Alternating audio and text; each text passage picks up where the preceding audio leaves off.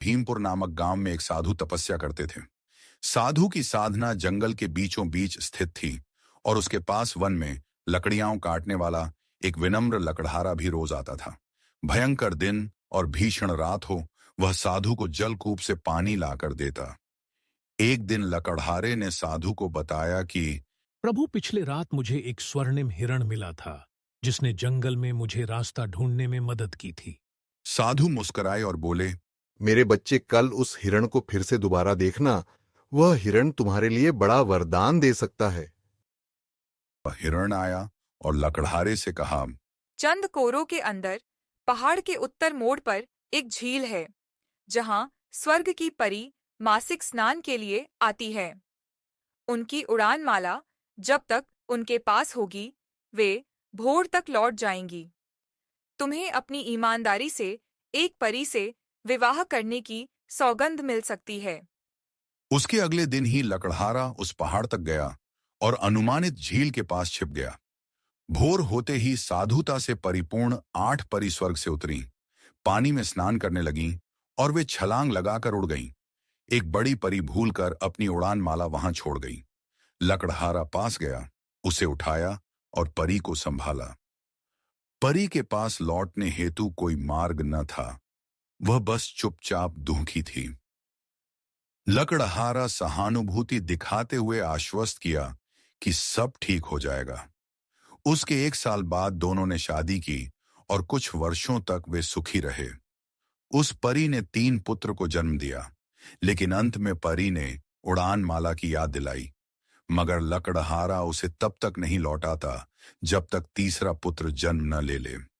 कुछ हफ्ते बाद परी ने तीसरे पुत्र को जन्म देने के बाद उस पुत्र को देखने के बाद लकड़हारा ने उड़ान माला वापस करी। परी माला पहनकर पुत्रों को गोद में ले उड़ गई और स्वर्ग चली गई।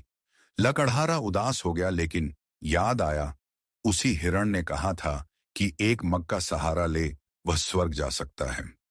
उन्होंने वही झील ढूंढी और सचमुच एक लटकी हुई लौकी जैसी मग झूल रही थी।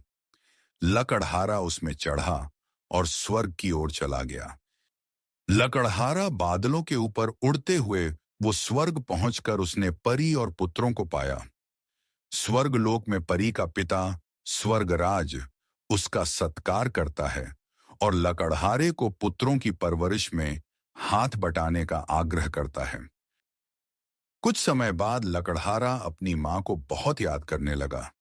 परी ने समझाया कि स्वर्ग से लौटने पर जीवन अकेला होगा, लेकिन मां की जिद देख स्वर्गराज उसे लौकिक लोक में भेजने के लिए एक जादुई घोड़ा देता है, परंतु चढ़े रहना है, गिरना नहीं की शर्त रखता है। उसके बाद लकड़हारा लौकिक लोक पहुंचता है, मां से मिलता है। उसकी मां खुशी में गरम दलिया पकाती है, लेकिन उसी दौरान लकड़हारे ने जादुई घोड़े पर चढ़ने की कोशिश में लगन से उड़ने की इच्छा जता दी। लकड़हारा गिरकर जमीन पर गिरा, आंसुओं से उसकी आंखें भर आईं। तभी अचानक दूर से एक मृदुल संगीत की धुन सुनाई दी, जैसे कोई स्वर्गीय राग धरा पर भी गूंज उठा हो। उसकी मां ने उसे गले से लगाया और आंखों में चमक लौट आई। तभी वह जादुई घोड़ा, जिसके पंख अभी भी वापसी के बाद मेल नहीं गए थे, धीरे धीरे नीचे आकर लकड़हारे के समीप खड़ा हो गया। घोड़े के मुंह से मीठी शांत स्वर में आवाज आई, प्रिय लकड़हारे, तूने यह सब सिर्फ उड़ान की चाह में झेला था, पर तूने धरती की ममता और निवेदन को भी नजरअंदाज नहीं किया। यही तेरी असली उड़ान है, जो मन में ऊंचाइयां छू जाती है। लकड़हारा हैरान हुआ, लेकिन फिर उसने महसूस किया उसका मन अब स्वर्ग की ऊंचाइयों को नहीं चाहता था, बल्कि धरती पर अपनी मां के साथ प्यार और सुख से जीने को तैयार हो गया था। उसकी मां ने आंच धीमी करते हुए एक प्याला गरम दलिया उसका हाथों में थमाया और दोनों मिलकर खून भाई भाव से बैठ गए। गांव के लोग भी इकट्ठे हो गए। सबके दिलों में अपनापन और प्रेम की वह अग्नि फिर से जली थी जो कभी न बुझती। उस दिन लकड़हारे को यह एहसास हुआ कि असली जादू तो प्रेम और आत्मीयता में ही छिपा होता है और असली उड़ान जमीन से दिल तक की होती है, उस दिन से लकड़हारा और उसकी मां मिलकर गांव वालों की मदद करने लगे और हर जब कोई दुखी हो वे अपने घर बुला लेते, गरम दलियां खिलाते और प्रेम भरी कहानियां सुनाते। गांव में सुख शांति की लहर फैलने लगी और यह याद बनी कि असली खजाना उड़ान नहीं बल्कि रिश्तों में बंधा होता है।